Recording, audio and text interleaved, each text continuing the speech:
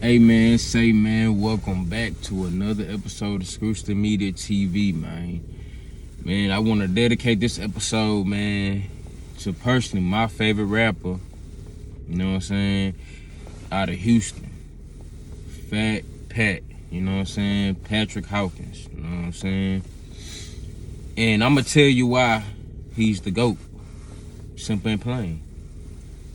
So, Fat Pat, born in Houston, Texas, you know what I'm saying. I believe the Hawkins family was originally from Third Ward, then they moved to South Park, you know what I'm saying, which is not surprising. Because, South Park really was the suburbs of Houston. Before Houston is what it is now, South Park was considered a suburb because everything inside of 610 was Houston. That was Houston. Anything outside of that was considered either the country or the suburbs. They moved to South Park, I don't know when, but sometime in the 80s. Went to Sterling High School, with DJ Screw. A lot of guys from SPC, K Reno, Gangsta Nip. Obviously went to school with his big brother, Big Hawk. I believe LD went there. A lot of more cats went there. I just can't think of their name right now, but he went to school with some SUC cats and some SPC cats. You know what I'm saying? They all know each other. You know what I'm saying? They just chose two different musical lanes and shit, obviously. I'm not too sure when he exactly met up with Screw, because like I said, they went to school together, but as far as like on that rapping shit, I'm gonna say the early 90s. You know what I'm saying? And beginning freestyling. And basically doing his thing. You know what I'm saying? I ain't gotta go too deep into it because we know how Pat is on the mic. But the reason why he's the GOAT is because he just changed the culture, man. And I also want to throw Kiki in there too. Kiki changed the culture too. But the reason why I say Pat is the GOAT is because Kiki looked up to Pat. You know what I'm saying? So if Kiki your GOAT, Pat gotta be a GOAT too because Kiki looked up to Pat. But the reason why Pat is the GOAT is because, he was just so player, bro. You know what I'm saying? The way he dressed, the way he talked, the way he wanted to customize cars and slabs and shit. Like, a lot of people don't know that he helped Corey Blunt, you know what I'm saying, come up with ideas to slab his car. You know what I'm saying? Like, word on the street say that was Fat Pat ideas. You know what I'm saying? On Corey Blunt slabs and slant backs and shit like that was Pat idea. So obviously he didn't have the money, but he had the idea. So he was a visionary when it come to cars. But on the music side, Pat was just unique, man. Just the way he said shit, you know what I'm saying? His voice, you know what I'm saying? Like when he got on the song, you knew it was him off the rip. You didn't have to guess, man, who was that? You knew it was Fat Pat off the rip. You know what I'm saying? He moved the culture, bro. You know what I'm saying? Just the type of songs he made, you know what I'm saying? Yeah, they all made similar type of music, but Pat shit, you know what I'm saying? Like, his shit was different. Sound wise, it was different. You know what I'm saying? Like, if you listen to songs like Ghetto Dreams, I mean, come on, bro. Like, just off the title, Ghetto Dreams, Diamond Rings. Like, come on, bro. He can sing. Did his own hooks and shit.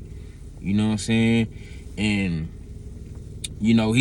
and then also his freestyles sounded like songs. I always tell people, bro, if your freestyles start to sound like songs, then you really can rap. You know what I'm saying? And like, I'm not saying people who write can't rap. I'm just saying, like, if your freestyles sound like songs, then you really can rap. One of my favorite Pat freestyles is that Gangsta Strut freestyle. He just went off on that hoe. You know what I'm saying? Like, he went off. Like from the beginning to the end. Like, that sounded like a song. It didn't really even sound like a freestyle.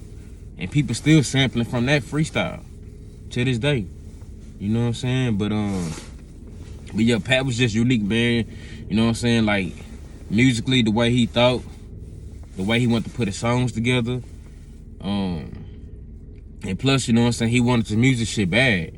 You know what I'm saying? I believe Double D said when they was at Lil Kiki Southside video shoot, he asked Double D, man, you think my project gonna hit hard like Kiki shit? And you know what I'm saying? Double D told him, hell yeah, bro. So he had the drive to want to be big, bro. And that's why I think a lot of artists miss it today is that they want to make it, but they don't have that drive to make it and want to be on top forever. Pat had that drive, bro. And Pat music was just different, bro. Like it was just unique, bro.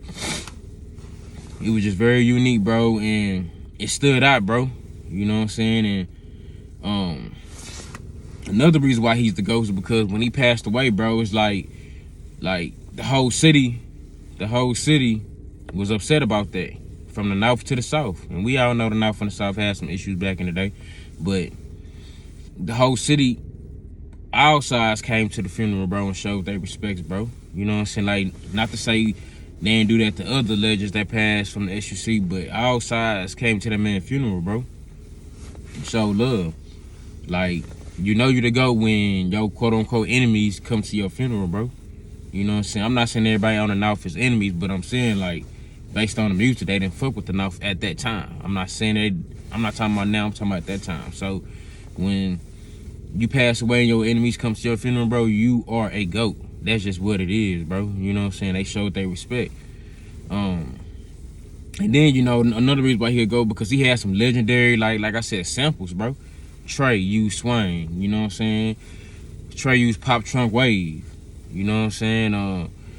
I think Wano used Where Them Haters At, you know what I'm saying? Like, just so many legendary samples that were used in songs, bro. You know what I'm saying? And like I said, just his voice, man, the way he came on the songs, he was a visionary for, you know, these cars. I mean, a lot of these slabs look the way they look because of Pat. You know, so a lot of people don't know that. I'm not saying he the only one that contributed to the slab game.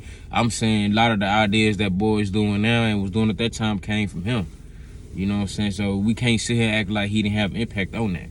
So Pat is just a GOAT, man. He changed the culture, the way he talked on them songs. The Houston slang, I'm coming down. You know what I'm saying? Like, him, Kiki, Big Pokey, all them, you know what I'm saying? Like, but it was just the way Pat said that shit. You know what I'm saying? Like, they all said it in a unique way, but Pat, when he said that shit, it just like, it meant something, bro. And then another reason why he'll go, name an artist that was basically a part of, like, 3 groups, bro. Come on, he was part of Southside Players, Dead in Alliance, and SUC, and had his own fucking album, bro. I mean, come on, bro. You know what I'm saying? Southside Players. Now, granted, he wasn't on every song on them album because he passed away, but he was a part of the group. They was gonna do an album with him. You know what I'm saying? 3-2 and Mike D. So he was part of 3 groups. Dead in the Lines, bro. You know what I'm saying? Like SUC. I mean, even though Southside Players and Dead in the Lines is like sub groups under that, but still, you know what I'm saying? And like I said, had his own album, bro. You know what I'm saying? So, I mean, he's just the GOAT, bro. You know what I'm saying? In my opinion. Now, no disrespect to other artists like the SPC, Ghetto Boys, Fifth Ward Boys. You know what I'm saying? You know, the list goes on. D out of Trinity Garden Cartel. You know what I'm saying? Big Steve, Waltz Ness, you know what I'm saying? You know, the Kikis, Big Pokies, Lil O, Zero, Trey. List goes on. Not to disrespect those guys, but I'm just saying, in my opinion, this is why he's the GOAT. You know what I'm saying? Like, everybody, at the end of the day, they end up referencing him. Not to say Kiki ain't got that same type of love too, which he do, because I love Kiki. But Pat is the GOAT, bro. Kiki done said that.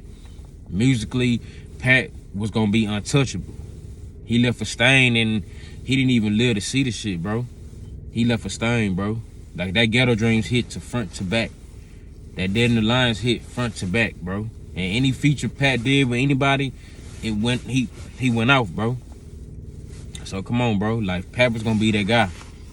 Real big. Just unfortunately, you know, he wasn't able to see, you know, live long enough to see, you know, his album drop and the success it did. But if he was here, Pat would have changed the game, man. And then, like I said, just his death period, bro, that hurt a lot of people. And when people can't ever get over your death, not to say other people, like, people don't get over death easily and shit, but still to this day, people ain't never got over his death in the rap game in Houston, bro. Like, even me, I still share him and show love to him, you know what I'm saying? Because he's supposed to be here, and, you know what I'm saying, he definitely would have continued to leave a stain on the game for sure, man. Had to come tap in, man. I got more content coming. Appreciate y'all.